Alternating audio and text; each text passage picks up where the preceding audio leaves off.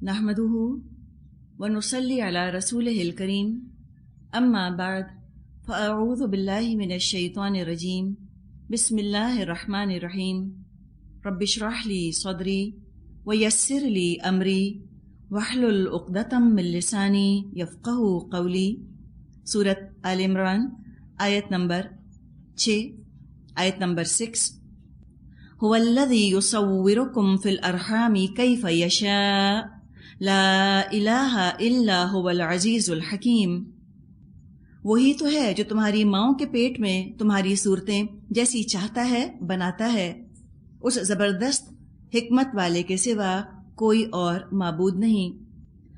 اللہ تعالیٰ کی قدرت کا اظہار ہو رہا ہے جب یہ بات فرمائی کہ سب کچھ اللہ کے لیے ہے، للہ، اللہ ہی کے لیے ہے سب کچھ جو آسمانوں میں اور زمین میں ہے، تو بتایا کہ جو مالک ہے وہی خالق بھی ہے، اسی نے تخلیق فرمائی۔ ماں کے رحم میں، ماں کے یوٹرس میں، ماں کے وومب میں کیسے ابتدا ہوتی ہے؟ ایک پانی کی بوند سے انسان کے وجود کی ابتدا ہوتی ہے۔ نہ نظر آنے والی پانی کی بوند پر اللہ تعالیٰ مصوری فرماتا ہے۔ اللہ تعالیٰ کی اپنی آرٹسٹری ہمیں نظر آتی ہے۔ اللہ تعالیٰ فیچرز بناتا ہے، اور اپنے آپ کو ذہن میں لے کر آئیے، ابھی آپ کسی کا مت سوچیے، یہ جو اپنا وجود آپ دیکھ رہی ہیں اس کی ابتدا کیسے ہوئی؟ تاکہ جب اپنی انسان کو کمائیگی کا احساس ہوتا ہے، اپنے کچھ نہ ہونے کا احساس ہوتا ہے کہ میں کیا تھی، میری ابتدا کیسے ہوئی، کیا میری حیثیت تھی، اور کس نے مجھ کو اس طرح سٹیج بائی سٹیج مرحلہ وار تخلیق کیا، کیا سے کیا مجھ کو بنا دیا۔ تو اس رب پر بہت پیار آتا ہے، اپنے تخلیق کرنے والے پر، اپنے خالق پر، اس کی عظمت کا، اس کے جلال کا اور اس کے مقام کا ایک نقش انسان کے دل پر قائم ہوتا ہے۔ اور جب اللہ کی عظمت، اللہ کے جلال کا نقش دل پر قائم ہو جائے تو عبادت کرنا اپنی سعادت لگنے لگتا ہے انسان کو، اپنی خوش قسمتی لگتی ہے یہ بات کہ ہم اللہ کی عبادت کریں۔ انسان موقع ڈھونڈتا ہے اپنے رب کو سرو کرنے کے۔ تو ایک پانی کی بوند جو نظر نہیں آتی، کروموزومز کو آپ دیکھیں، کروموزومز پر کس طرح اللہ تعالیٰ نے جینز کو ٹانک دیا، سائنٹسٹ حیران ہیں۔ ان نہ نظر آنے والی جینز میں اتنی معلومات ہے کہ لائبریریز کی لائبریریز جو ہیں وہ بھر جائیں۔ اندھیروں پر اندھیروں میں اللہ تعالیٰ تخلیق فرماتا ہے، یہ بھی ہم آگے پڑھیں گے سورہ زمر میں۔ 3 اندھیروں میں اللہ تمہاری تخلیق کرتا ہے۔ ایک تو جسم جو اس کو پیٹ ہم کہیں، پیٹ ہے، پھر اس کے اندر ماں کا رحم وہ ہے، اس کے اندر ایک اور وہ جھلی سی ہوتی ہے، ایمنیوٹک سیک جس کو کہتے ہیں، جس کے اندر بچہ ہوتا ہے۔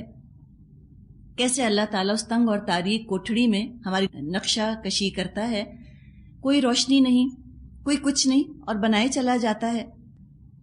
تو اپنے بے اختیار ہونے کا بھی انسان کو احساس ہوتا ہے کہ ہم خود اپنے بارے میں تو یہ اختیار بھی نہیں رکھتے کہ اپنی شکل ہی بنا لیں۔ تو پھر فخر کا یا غرور کا یا اپنے کچھ ہونے کا احساس کیسا؟ آئی ایم، یہ کیا چیز ہے؟ واٹ ایم آئی، میں کیا ہوں؟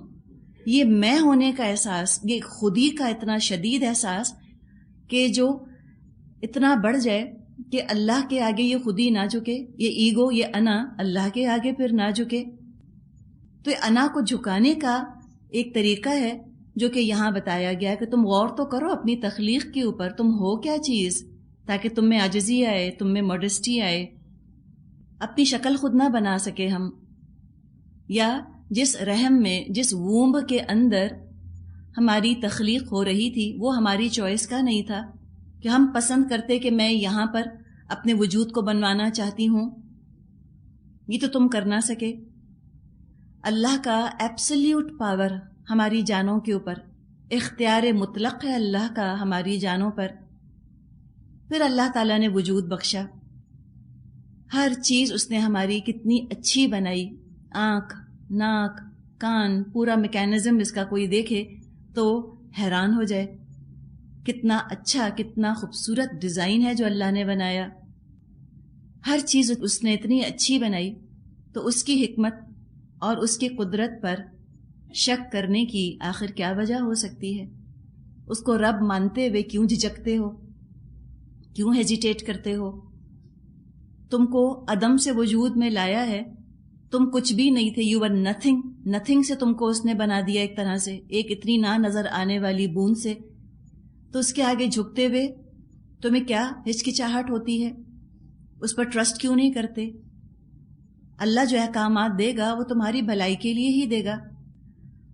انسان کو اللہ نے تخلیق کیا، اب وہی خالق سب سے بہتر جان سکتا ہے کہ اس کے لیے کون سے کام فائدہ مند ہیں، کون سے نقصان دہ ہیں۔ اللہ تعالیٰ نے ہر انسان کے ساتھ ایک مینول بھی بھیجا، ایک اللہ نے کتاب بھی بھیجی کہ یہ جو اتنی اچھی مشینری اللہ نے بنائی ہے اس کو استعمال کیسے کرو۔ ہم دنیا میں کوئی ایک ادنا سی مشین بھی لے کر آتے ہیں، کوئی واشنگ مشین، کوئی ٹوسٹر، کوئی استری، کوئی چیز، اس کے ساتھ کتاب آتی ہے، ہمیشہ ہدایات لکھی ہوتی ہیں استعمال کیسے کریں۔ بہترین مشین ہے آپ کے پاس، لیکن استعمال کرنے والا نہیں جانتا کہ اس کو میں استعمال کیسے کروں، تو وہ کیا کرے گا؟ مشین خراب کر دے گا۔ مشین کا تو قصور نہیں، قصور تو اس میں کس کا ہے؟ استعمال کرنے والے کا۔ بالکل اسی طرح اللہ تعالیٰ نے یہ بہترین تخلیق فرمائی انسان کا جسم، اور اس کو اب میرے اختیار میں دے دیا کہ اب تم اس کو استعمال کرو۔ جسم کس کا ہے؟ کس کا ہے یہ جسم؟ میرا نہیں ہے، یہ جسم اللہ کا ہے، یہ یاد رکھیں، یہ جسم اللہ کا ہے۔ اللہ نے اختیار کس کو دے دیا؟ مجھ کو دے دیا۔ تو یاد یہ رکھے کہ مجھے صرف اختیار دیا ہے میرے جسم پر، یہ میرا ہے نہیں۔ اس کو اللہ نے ٹیمپرری طور پہ، عارضی طور پہ میرے پاس رکھوا دیا ہے، میری اس باڈی کو ہے اللہ کا، اور کہا کہ اب تم استعمال کرو، اور اگر اس کو ٹھیک استعمال کیا تو اللہ راضی ہوگا، اور اس میں بگاڑ پیدا کیا تو اللہ ناراض ہوگا۔ پورا اللہ نے قرآن نازل فرما دیا کہ اپنے جسم کو تم کیسے استعمال کرو، آنکھوں کو کہاں استعمال کرنا ہے، کانوں کو کہاں استعمال کرنا ہے، عقل کو، صلاحیتوں کو کیسے استعمال کرنا ہے، کیوں دیا ہے تم کو یہ جسم، مقصد بھی ہمیں بتا دیا۔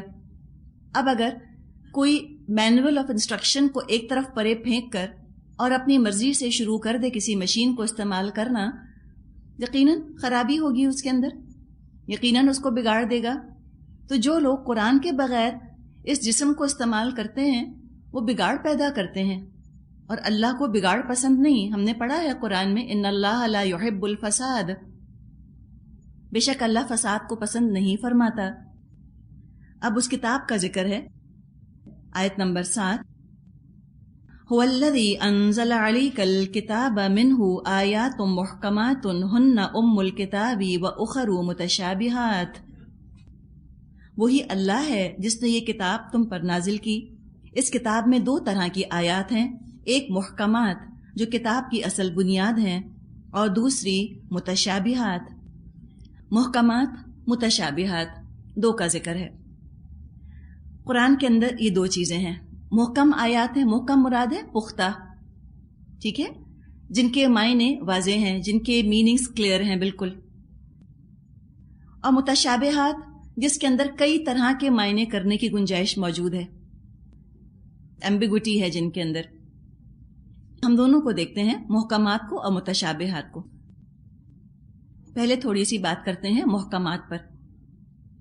قرآن میں کئی طرح کی آیات ملتی ہیں جن کو محکمات میں ہم شمار کر سکتے ہیں۔ ایک تو یہ کہ قرآن میں تاریخ کے قصے بیان ہوئے، ہسٹری۔ تاریخ تو ایک فیکٹ ہے، ہسٹری تو ایک فیکٹ ہے، تاریخ ایک حقیقت ہے، وہ ایک کام ہے جو کہ ہو چکا ماضی میں، پاسٹ میں، وہ بدلا نہیں جا سکتا۔ اب اپنی مرضی سے کوئی تاریخ میں رد و بدل نہیں کر سکتا۔ تو جو تاریخی قصے بیان ہوئے قرآن میں، ان کو بھی ہم محکمات میں شمار کر سکتے ہیں۔ جو ہو چکا وہ اٹل ہے، انچینجبل ہے، اب تبدیل نہیں ہو سکتا۔ اب یہ اور بات ہے کہ کوئی ضد کی وجہ سے یا ہٹ دھرمی کی وجہ سے قبول کرنے سے انکار کر دے۔ جیسے ایک زمانے میں جب بہت دنیا والوں پر سیکولرزم طاری ہوا تھا، تو انہوں نے کہا تھا کہ یہ پتہ نہیں جو قصے بیان ہوتے ہیں بائبل اور قرآن میں ابراہیم علیہ السلام کے، ابراہیم کوئی ہستی تھے اور فلاں پیغمبر بھی تھے، ان کا کوئی نہیں، یہ سب فکٹیشس ہیں، سب لوگوں کے ذہن کی پیداوار ہیں، اور ایسی کوئی ہستیاں نہیں تھیں، بس یہ ایسے میتھیکل فگرز ہیں۔ تو قرآن کی تاریخ کا انکار کیا انہوں نے، جو قرآن نے تاریخ بیان کی 19 سینچری، پچھلی ہی صدی میں، اس میں ایکسکیویشنز ہوئے، اور ایک صاحب تھے، انہوں نے ایکسکیویشنز کیے اور وہ شہر انہوں نے دریافت کر لیا جہاں ابراہیم علیہ السلام بھیجے گئے تھے، اور وہاں پوری ان کے پاس ٹیبلٹس نکل آئیں جس کے اوپر ابراہیم علیہ السلام کا نام، ان کے واقعات، ہر چیز لکھی ہوئی موجود تھی۔ تو سائنس خود بتا رہی ہے کہ جو قرآن نے تاریخ بیان کی وہ بالکل درست ہے، بالکل صحیح ہے، تو لہٰذا وہ بھی محکمات ہیں۔ قرآن نے جو تاریخ بیان کر دی وہ بالکل محکم ہے، بالکل صحیح۔ اور محکمات کی دوسری قسم، اب اگر ہم انسانوں کی طرف آئیں، انسان کی اپنی فطرت، اس کی جو اپنی نیچر ہے انسان کی، اس کی فطرت کچھ چیزوں کا تقاضا کرتی ہے، کچھ چیزوں کو ڈیمانڈ کرتی ہے کہ یوں ہونا چاہیے، دس از رائٹ۔ ہم کہتے ہیں نا انسٹنکٹیولی ہمیں پتہ چلتی ہیں کچھ باتیں، فطری طور پہ ہم کہتے ہیں یہ ٹھیک ہے، اور فطری طور پہ کچھ چیزوں کو ہم کہتے ہیں کہ یہ بری ہیں، غلط ہیں، ایسے نہیں ہونا چاہیے۔ اسی فطرت کے حساب سے شریعت بھی ہے۔ وقت اور علم کی ترقی سے انسان کا بیسک نیچر، انسان کی بنیادی فطرت نہیں بدلتی، اسی طرح وقت اور علم کی ترقی سے محکمات نہیں بدلتی۔ جو چیزیں ہم کو دی گئی ہیں، مثال کے طور پہ حیا، یہ فطرت کا حصہ ہے۔ شریعت میں جو احکامات ہیں وہ حیا کو سپورٹ کرتے ہیں، ماڈسٹی کو سپورٹ کرتے ہیں۔ سچ بولنا اچھی بات ہے، فطرت گواہی دیتی ہے، کوئی بولے یا نہ بولے یہ اور بات ہے، فطرت گواہ ہے کہ سچ بولنا چاہیے۔ شریعت کیا کرتی ہے؟ اس کو مزید محکم کرتی ہے کہ ہاں بالکل بولنا چاہیے۔ تو وہ چیزیں جو فطرت کا تقاضا ہیں اس کے بارے میں قرآن میں ہمیں احکامات ملتے ہیں، محکم آیات ملتی ہیں۔ اب جو فطرت کا تقاضا ہے، عقل بھی اس کو فوراً مان لیتی ہے۔ بڑوں کا ادب کرنا چاہیے، وعدہ خلافی نہیں کرنی چاہیے، ان کو کہتے ہیں بدیہیات فطرت، بیسک ہیومن مورل ویلیوز۔ بدیہات فطرت ہیں یہ، بدیہیات فطرت بیسک ہیومن مورل ویلیوز ہیں، یہ بھی محکم میں آتی ہیں۔ اب کچھ احکامات قرآن میں ایسے ہیں جو رسول کے ذریعے سے بذریعہ وحی ہمیں سمجھائے گئے۔ ہماری عقل اور ہماری فطرت گائیڈ نہیں کر سکتی ان چیزوں میں، ہمیں ایسے احکامات دیے گئے جو ہم اپنی عقل سے نہیں سمجھ سکتے۔ مثال کے طور پہ ابھی سورہ بقرہ الحمدللہ ہم نے پڑھی، اس میں حج کے احکامات تھے، روزے کے اور گواہی وغیرہ کے معاملات بیان کیے گئے۔ یہ وہ چیزیں ہیں جو انسان اپنی عقل سے ایجاد نہیں کر سکتا، فطرت اس کو ان چیزوں میں رہنمائی نہیں دے سکتی۔ تو یہ جو محکمات ہیں جس میں ٹرمز آتی ہیں، صلاۃ، زکوٰۃ، یہ سب چیزیں، ان کو سمجھنے کے لیے ضروری ہے کہ انسان پیچھے سے پیچھے ٹریول کرے، پیچھے سے پیچھے وقت میں پیچھے سے پیچھے سفر کرے، یہاں تک کہ وہ نبی اکرم صلی اللہ علیہ وسلم کے قدموں میں پہنچ جائے۔ اور جس طرح نبی اکرم صلی اللہ علیہ وسلم نے ان کو سمجھایا، احادیث کے ذریعے سے، اپنے قول اپنے عمل کے ذریعے سے، اس کو جوں کا توں ویسے کا ویسا ہم لے لیں، اس لیے کہ یہ محکمات ہیں، ان میں کسی کی عقل کی گنجائش نہیں ہے کہ کوئی اپنی عقل سے ان کے معنی بیان کرنا شروع کرے۔ یہ ٹرمز تو بالکل ویسی ہی سمجھی جائیں گی جیسے کہ نبی اکرم صلی اللہ علیہ وسلم نے بتائیں، بالکل ویسے ہی عمل کیا جائے گا جیسے کہ آپ صلی اللہ علیہ وسلم نے بتا دیا۔ یعنی محکمات پر کیسے عمل ہوگا؟ اطاعت رسول کے ذریعے سے۔ عقل سے پوچھنا بیکار ہے، عقل نہیں بتا سکتی، اور یہ عقل کی کیپیسٹی سے، عقل کی رینج سے، عقل کے دائرہ کار سے باہر ہیں یہ چیزیں کہ وہ ان محکمات کا مطلب ہمیں بتائے، وہ نہیں بتا سکتی۔ جنہوں نے کوشش کی انہوں نے صرف کیا کیا کہ اللہ کے رسول کی حدیثوں سے لوگوں کو ہٹایا، یعنی رسول کی عقل سے، رسول کی حکمت سے اور اللہ کی وحی سے رشتہ کٹوا کر لوگوں کا اپنی عقل، اپنی ذات سے جوڑ لیا۔ تو کیا فائدہ ہوا؟ ایک اعلیٰ چیز کو چھوڑ کے گھٹیا کے پیچھے چل پڑے انسان۔ جب رسول صلی اللہ علیہ وسلم کی تعلیمات موجود ہیں تو ضرورت نہیں کسی انسان کو کہ وہ اپنی رائے پیش کرے۔ جیسے یہاں بھی فرمایا ہے نا کہ قرآن کے اندر محکمات ہیں اور متشابہات ہیں۔ محکمات ان کو پکڑ لو، ان پر عمل کرو۔ متشابہات ہیں ہی متشابہات ایسی جسے ایمبیگوس ہم کہتے ہیں، وہ چونکہ عمل کے لیے ہے ہی نہیں، ان پر ہماری نجات کا دار و مدار ہے ہی نہیں۔ سمجھ لیں تو بھی ٹھیک ہے، نہ سمجھ آیا تو بھی کوئی بات نہیں، ہمارے عمل پہ، ہمارے انجام پہ فرق نہیں پڑے گا۔ تو قرآن خود کہہ رہا ہے نا اپنے بارے میں کہ محکمات بھی ہیں، متشابہات بھی ہیں اس کے اندر۔ بالکل یہی انداز احادیث کا بھی ہے۔ احادیث بھی آپ کو دو طرح کی ملیں گی، ایک ہیں محکمات، اور کچھ احادیث متشابہات کی کیٹیگری میں آتی ہیں۔ اس میں کچھ ایسی باتیں بتائی گئی ہیں کہ ہو سکتا ہے ہماری سمجھ میں پوری طرح نہ آئیں۔ آخر قرآن بھی تو شروع ہوا الف لام میم سے، سورہ بقرہ شروع ہوئی ہے الف لام میم سے۔ ہمیں سمجھ میں نہیں آیا الف لام میم کا کیا مطلب ہے، لیکن وہ ایک لفظ نہ سمجھنے کی وجہ سے، ایک آیت نہ سمجھنے کی وجہ سے کیا کبھی کسی نے کہا کہ چلو سب کو چھوڑ دو، پورے قرآن کو رہنے دو، پتہ نہیں کیا لکھا ہے اس میں الف لام میم؟ اب وہ کیا کتاب ہوگی جس میں الف لام میم لکھا ہے؟ وہی نہیں سمجھ میں آ رہا تو باقی بھی سمجھ میں نہیں آئے گا۔ جب اس کو سمجھنے کی ضرورت نہیں تو باقی قرآن کو بھی سمجھنے کی ضرورت نہیں۔ کسی نے کبھی یہ کہا؟ کبھی کسی نے نہ کہا۔ لیکن احادیث چونکہ اسی دو طرح کی ہیں، محکمات بھی ہیں، متشابہات بھی ہیں۔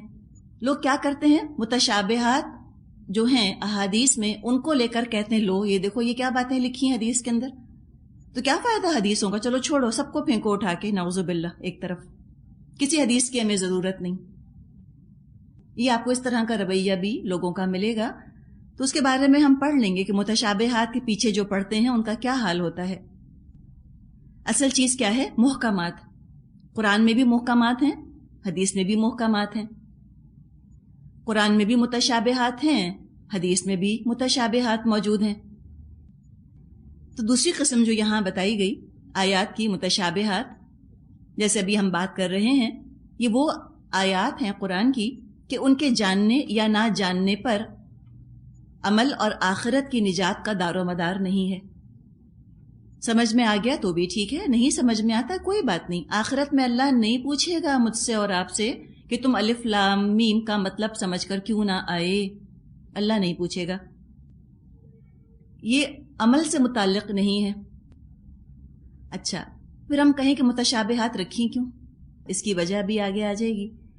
آپ دیکھیں کہ ماں باپ بعض دفعہ بات کر رہے ہوتے ہیں، بچہ بیٹھا ہوتا ہے، انسان ہے نا، ماں باپ بھی انسان ہے، بچہ بھی انسان ہے۔ ماں باپ کی بات بچے کی سمجھ میں نہیں آتی نا، حالانکہ ہیں دونوں انسان۔ تو اب سوچیں کہ یہ قرآن تو خالق کا کلام ہے، اس میں اگر چند باتیں ایسی ہیں جو انسانوں کی سمجھ میں نہیں آتی تو کیا ہوا؟ بہت اعلیٰ درجے کے جو انسان ہوتے ہیں، بے انتہا ذہین جینیس لیول کے لوگ، ان کی باتیں عام انسانوں کی سمجھ میں نہیں آتی۔ تو حدیث میں اگر چند باتیں ایسی ہیں جو میری اور آپ کی عقل کے دائرے میں نہیں آتی تو کون سی بڑی بات ہے اس کے اندر؟ رسول کی عقل کا، رسول کے آبزرویشن کا، رسول کے مشاہدے کا کیا مقابلہ ایک عام انسان کی عقل، ایک عام انسان کے آبزرویشن اور مشاہدے سے؟ تو متشابہات ہیں۔ اب اگر کوئی یہ ارادہ کر لے کہ جب تک مجھ کو متشابہات کا مطلب سمجھ میں نہیں آئے گا، کوئی ریشنل ایکسپلینیشن ان کا نہیں ملے گا، میں آگے قرآن نہیں پڑھوں گا یا قرآن پر عمل نہیں کروں گا، تو یہ رویہ، یہ ایٹیٹیوڈ ایک بیماری کا انڈیکیٹر ہے، ایک سکنس کا انڈیکیٹر ہے، بیماری کی علامت ہے کہ نیت میں خرابی ہے، عمل کرنا نہیں چاہ رہا۔ تو یہاں پر اس کو ایک ایکسکیوز مل گئی۔ تو یوں سمجھیے کہ محکمات اور متشابہات یہ دونوں انسان کے ایمان بالغیب کا امتحان بھی بن کر آئی ہیں۔ تو فرمایا فَأَمَّا الَّذِينَ فِي قُلُوبِهِمْ زَيْغٌ فَيَتَّبِعُونَ مَا تَشَابَهَ مِنْهُ ابْتِغَاءَ الْفِتْنَةِ وَابْتِغَاءَ تَأْوِيلِهِ، جن لوگوں کے دلوں میں ٹیڑھ ہے وہ فتنے کی تلاش میں ہمیشہ متشابہات ہی کے پیچھے پڑے رہتے ہیں اور ان کو معنی پہنانے کی کوشش کیا کرتے ہیں۔ کتنی صحیح بات ہے نا۔ آپ آج دیکھیں، آج حدیثوں کے ساتھ یہی نہیں ہو رہا۔ جو حدیثیں ایسی ہیں کہ جن کا مطلب مجھے اور آپ کو اس وقت سمجھ نہیں آ سکتا، اس لیے کہ ہم نے نہ جنت دیکھی نہ جہنم دیکھی، نہ ہم نے قبر کے اندر کا حال دیکھا، اب وہ سب چھوڑ کے انہی کے پیچھے پڑے رہتے ہیں۔ کہتے ہیں یہ بتاؤ کہ یہ کیسے نبی اکرم صلی اللہ علیہ وسلم نے دیکھ لیا، ان کو یہ کیسے پتا چل گیا، یہ کیسے لکھ دیا، اس طرح کی باتیں کرتے رہتے ہیں۔ تو یہاں پر بتا دیا گیا کہ جن کے دل میں ٹیڑھ ہے وہی ہمیشہ متشابہات کے پیچھے پڑیں گے اور اس کے معنی ڈھونڈنے کی فکر میں رہیں گے، حالانکہ ضرورت نہیں تھی، اس پر ان کی نجات کا دار و مدار ہی نہیں، ان کو ضرورت ہی نہیں سوال کرنے کی ان چیزوں کے اوپر، وقت ضائع کرنا ہے ان پر سوال کرنا۔ مثال کے طور پہ قرآن میں آتا ہے اللہ کا ہاتھ، ید اللہ، یا اللہ کا چہرہ، وجہ اللہ۔ ہم نے یہ الفاظ پڑھ لیے قرآن کے اندر، اب ان کو پڑھ کر یہیں تک اپنے آپ کو محدود رکھنے کی ضرورت ہے، اپنے آپ کو یہیں پر روک لیں۔ زیادہ ڈسکشن کی، زیادہ سوچ بچار کرنا بیکار ہے ان کے اوپر، کہ کیسا ہے اللہ کا چہرہ، کیا اسی طرح ہے جیسے انسان کا چہرہ ہے، کیا ایسی دو آنکھیں لگی ہیں، کیا اللہ یوں آنکھوں سے دیکھتا ہے جیسے ہم دیکھ رہے ہیں، تو پھر کیا ہوگا، پھر تو محدود ہے اس کی بصیرت، تو کوئی پرسونیفیکیشن ہے اللہ کا۔ کتنے ساری انسان کے دماغ کے اندر خیالات آ سکتے ہیں، تو سوچنا بیکار ہے، ہم اللہ کو سمجھ نہیں سکتے، اللہ کی ذات پر غور و فکر کرنا بیکار ہے۔ اللہ کی صفات کے ذریعے سے ہم اللہ کو سمجھ سکتے ہیں۔ اسی طرح جنت ہے، دوزخ ہے، قیامت کے دن کے واقعات، سب متشابہات ہیں۔ اس دنیا میں رہتے ہوئے ان کو سمجھنا ناممکن ہے، اس لیے کہ ہم نے ابھی آبزرو نہیں کیا ان کو۔ احادیث میں بھی جنت، دوزخ، قیامت، قبر کے بارے میں ہمیں باتیں ملتی ہیں۔ وہ کیا ہیں؟ ان کو متشابہات سمجھیں، جیسی آ گئی حدیث کے اندر بس ایسی پڑھ لیں، کھوج کرید کی ضرورت نہیں۔ ہم کتنی بھی کھوج کرید کر لیں ہم سمجھ نہیں پاتے، نہ سمجھ پائیں گے، اس لیے کہ ہم نے دیکھا نہیں ہے۔ اس دنیا میں رہتے ہوئے تو ناممکن ہے، جب خود مشاہدہ کریں گے انشاءاللہ، اپنی آنکھوں سے جب دیکھ لیں گے سب سمجھ میں آ جائے گا کہ ہاں قرآن میں یوں لکھا تھا، حدیث میں یوں لکھا تھا۔ لیکن کیا ہوا کہ کچھ لوگوں نے متشابہات کی بہت زیادہ کھوج کرید شروع کر دی۔ ایک فرقہ بن گیا صحابہ ہی کے زمانے میں جن کو معتزلہ کہا جاتا تھا۔ معتزلہ بہت ہی ریشنلسٹ قسم کے لوگ تھے، الٹرا ریشنلسٹس۔ ہر چیز کا وہ ایگزیکٹ ایکسپلینیشن چاہتے تھے، کہتے تھے حتمی مطلب بتاؤ۔ انہوں نے خود ہی سوچ لیا کہ ہو نہیں سکتا کہ قرآن میں کوئی آیت ایسی ہو جو کہ ہماری سمجھ میں نہ آئے۔ بڑا دعویٰ کیا انہوں نے کہ اللہ کا پورا کلام ایک ایک لفظ ہم سمجھ لیں گے۔ محکمات تو سمجھ آ گئے، کہا چلو متشابہات کو بھی سمجھتے ہیں، اور کئی طرح کے فتنے اس سے پیدا ہوئے۔ اللہ کی ذات پر انہوں نے بحثیں شروع کر دیں کہ اللہ جو ہے تخت پر ہے، کیسے ہے؟ استویٰ علی العرش آتا ہے نا، اللہ اپنے تخت پر بیٹھا، کیسے بیٹھا؟ ایسے ہی بیٹھا جیسے کہ بادشاہ بیٹھتا ہے۔ نعوذ باللہ، کیا ضرورت ہے ان باتوں کی؟ کیا فائدہ ہو گیا؟ کیا ثواب مل رہا ہے یا کیا عمل میں بہتری ہو رہی ہے؟ کوئی فائدہ نہ ہوا، لیکن فتنے بہت سے پیدا ہو گئے۔ اسی طرح عیسیٰ علیہ السلام کے لیے مختلف الفاظ آتے ہیں قرآن میں، کہیں ان کو عبداللہ کہا گیا، کہیں کلمۃ اللہ کہا گیا، کہیں روح منہ کہا گیا۔ نصارہ نے عبداللہ کے لفظ کو تو کوئی اہمیت نہ دی اور باقی دو الفاظ کے پیچھے پڑ گئے، روح اللہ اور کلمۃ اللہ کے پیچھے، اس کی تعویل کرنے لگ گئے۔ بخاری میں عائشہ رضی اللہ عنہا سے روایت ہے کہ نبی اکرم صلی اللہ علیہ وسلم نے یہ آیت پڑھی، پھر فرمایا جب تم ان لوگوں کو دیکھو جو متشابہ آیتوں کے پیچھے لگتے ہیں تو سمجھ لو اللہ تعالیٰ نے قرآن میں انہی لوگوں کا ذکر فرمایا ہے اور ان کی صحبت سے بچتے رہو۔ کیوں بچو ان کی صحبت سے؟ اس لیے کہ جس طرح کی باتیں وہ کر رہے ہیں نا، وہ انسان کو اپیل بہت کرتی ہیں۔ اس لیے کہ انسان کو بہت شوق ہے موقع بے موقع اپنی عقل استعمال کرنے کا۔ خاص طور پہ جو لوگ بہت ذہین ہوتے ہیں ان کو بہت اچھا لگتا ہے کہ اپنی عقل کے گھوڑے دوڑائیں، موقع بے موقع اپنی عقل استعمال کرنا چاہتے ہیں۔ تو اگر بہت ذہین لوگوں کو زیادہ خطرہ ہے کہ وہ ایسے لوگوں کی صحبت میں رہیں گے تو بھٹکیں گے۔ تو اللہ کے رسول صلی اللہ علیہ وسلم کے مشورے پر عمل کریں۔ جہاں کوئی متشابہات کے پیچھے پڑے آپ اس کے پیچھے مت پڑیں، آپ اس کو چھوڑ دیں۔ ایک اور بھی گروہ نکلا تھا مسلمانوں میں خارجائٹس کے نام سے، خارجی جن کو کہا جاتا تھا، وہ بھی بہت ہی زیادہ اس قسم کی آیات کے پیچھے پڑے۔ تو جو نبی اکرم صلی اللہ علیہ وسلم نے فرمایا کہ ایسے لوگ ہوں گے جو متشابہات کے پیچھے پڑیں گے، تم ان کی صحبت سے بچو۔